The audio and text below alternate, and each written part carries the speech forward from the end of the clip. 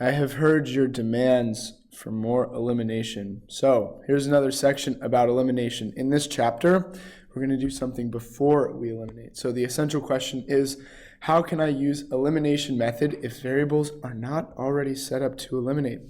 This will be a most helpful section. So take a look at this example. I have my variables lined up, and so it looks like a situation where it would be easy to eliminate. However, if we, for example, add the equations together, we get 8x plus 8y equals 24. Nothing has eliminated here. So how am I supposed to use elimination to solve this problem? Well, as it turns out, you are allowed to multiply either of the equations by whatever you want. And the reason is because as long as I do the same thing to both sides, my equation stays balanced. So just bear with me for a second. I'm going to do something, and I think you'll see why. I want to get the x's to eliminate, okay? Since this top equation has a 6x, wouldn't it be convenient if this bottom equation also had a 6x? Because then I could subtract them. So what I'm going to do is I'm going to multiply this bottom equation times 3. Remember, that 3 distributes through to every single term because I need to keep the equation balanced. So 2x times 3 is 6x. 3y times 3 is 9y. And then I have equals 5 times 3, 15. And let's just rewrite this top equation because now I have a 6x in both equations, which means I can subtract equations. 6x minus 6x cancels the x's. Pretty convenient, and all I had to do was multiply an equation by 3 at the start. So let's continue the problem. 5y minus 9y is negative 4y. 19 minus 15 is 4. So dividing through by negative 4, it looks like y equals negative 1. I can simply plug y back into any one of the equations. How about I plug it back into this bottom one? Seems like it has smaller numbers. So 2x plus 3 times negative 1 equals 5.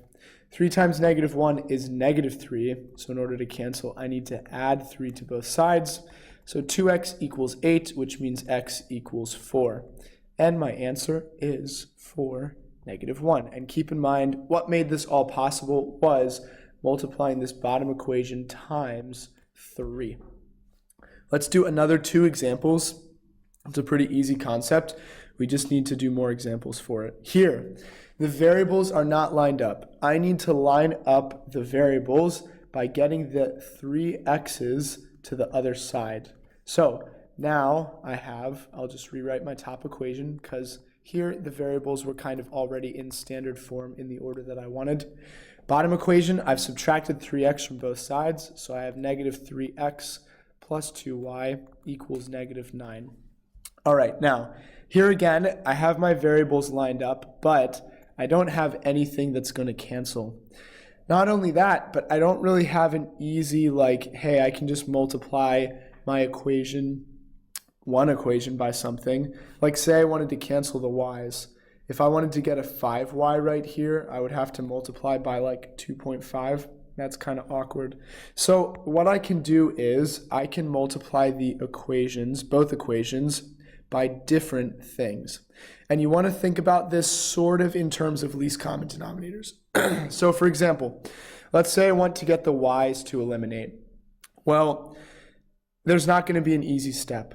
But what if I do this? What if I say, 5y and 2y? Wouldn't they both easily kind of multiply up to 10y? So if I multiply this top equation by 2, that'll turn this 5y into a 10y. And if I multiply this bottom equation by 5, that'll turn that 2y into a 10y. And then I can eliminate. It's kind of like if you're adding fractions and have least common denominators. Here the least common denominator is 10. So you can think of this in terms of least common denominators, if that helps you. So this top equation, I'm multiplying every single term by 2. So 8x. Here's that 10y we wanted, and then equals 70. the bottom equation, negative 15x. Again, here's the 10y that I wanted, and then equals negative 45. Nice. So when I subtract, the y's will cancel. 10y minus 10y is 0y. And remember, I'm choosing subtraction because 10y minus 10y cancels. I could also choose addition in different situations. So 8x minus negative 15x is 23x. The y's have canceled. Over here, 70 minus 45 is positive 115. And if I divide both sides by 23, I get that x equals 5. There are a variety of different ways you can do these problems, but I thought multiplying by 2 and 5 would be easy. Okay, now I just need to plug x back into either equation. Let's just plug it into this starting one. So I have 2y equals 3 times 5 minus 9. 3 times 5 is 15, and 15 minus 9 is 6. So I have 2y equals 6, which shows me that y equals 3. So my final point would be 5, 3. Very nice. Let's do one more example. Take a look here. It looks like my variables are lined up, which is very convenient. However, this is another situation where I can't multiply just one equation by one thing. Let's pick which variable I want to isolate. I'll go with the x's here. Now, 3x and 5x.